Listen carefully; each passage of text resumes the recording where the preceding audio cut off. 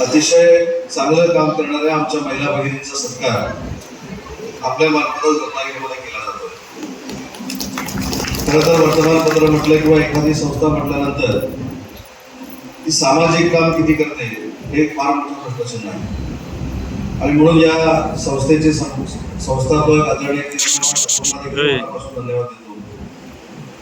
आणि आमच्या सगळ्या महिला भगिनी जे आहेत त्या प्रामाणिकपणानं काम करतात. तिथे आविष्कार संस्थेतल्या आमच्या कांबळे मॅडमचा सत्कार झाला, आमच्या डॉक्टर काश्मीरचा सत्कार झाला, लेले मॅडमचा सत्कार झाला, मुस्लिम भगिनीचा देखील सत्कार झाला, आमच्या सफाईमध्ये काम करणाऱ्या माझ्या महिला भगिनीचा सत्कार झाला, खो खो खेळणाऱ्या महिला भगिनीचा सत्कार झाला. आपण प्रत्येक क्षेत्रातल्या महिला भगिनीचा सत्कार केला. आणि हा सत्कार करत असताना कुठच्या वशिल्याची आवश्यकता तुम्हाला लागली. सध्या सगळंच वशिल्यावर चालतं, परंतु हे सगळे पुरस्कार हे कर्तृत्वाचे. आणि शेवटी आपण इतिहास वाचतो, इतिहासामध्ये जाऊन आपण जर डोकावलं तर अनेक दाखले आपण समाजाला देत असतो, सामाजिक क्षेत्रामध्ये देत असतो. पण त्याच्यामध्ये झाशीच्या राणीचा आपण काहीतरी उल्लेख करतो, अहिल्यादेवी होळकरांचा उल्लेख करतो, राजमाता जिजाऊंचा उल्लेख करतो, लता मंगेशकरांचा उल्लेख करतो. पण माझी आपल्या सगळ्यांना महिला भगिनींना एक विनंती आहे की ह्या सगळ्या आपल्या आयडॉल आहेत. कधीतरी आपण देखील असं बनलं पाहिजे, यासाठी या कार्यक्रमाचा उद्देश आहे असं माझं मत आहे. आणि सगळ्या इतिहासातली पुस्तकं आपण वाचलीत, अभ्यासात देखील वाचली.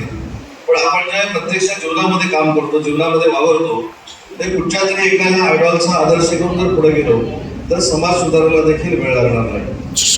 कालचा योगायोग कसा आहे, मगाशी डॉक्टर रश्मीनी या ठिकाणी सांगितलं की त्या जिल्हा परिषदेच्या शाळेत शिकून डॉक्टर बनल्या. काल माझ्या शाळेचा देखील स्नेहसंमेलनाचा कार्यक्रम होता, आदर्श विद्या मंदिर पाली जिल्हा परिषद शाळा क्रमांक 1. आणि आपल्या सगळ्यांच्या आशीर्वादानं आज मी परदेशामध्ये अनेक वेळा जातो राज्याचा उद्योग मंत्री म्हणून. परंतु मला तिथं देखील मराठी बोलायला कधी लाज वाटली नाही. मला इंग्लिश येतं की नाही हा नंतरचा विषय आहे. पण परदेशामध्ये गेल्यानंतर देखील माझ्या महाराष्ट्राची मातृभाषा मराठीच मी तिथं बोललो. आणि आपल्याला आश्चर्य वाटलं की मराठी बोलत बोलतच 15,70,000 कोटीची इन्व्हेस्टमेंट आम्ही महाराष्ट्रामध्ये आणतो. त्याच्यामुळे असं काही नाही की मराठी बोलता आलं नाही तर काही जमत नाही, मराठी बोलता आलं नाही तर काही होत नाही. अनेक अशी उदाहरणं आहेत. खरं तर काल मी जपानमध्ये जाणार होतो छत्रपती शिवाजी महाराजांच्या पुतळ्याचं अनावरण करण्यासाठी.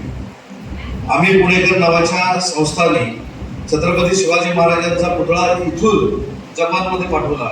आणि त्याच्यामध्ये सगळ्यात मोठा जर पुढाकार कोणी घेतला असेल तर तो महिला भगिनीने घेतला होता. हे देखील मला सांगताना मनापासून आवडलं.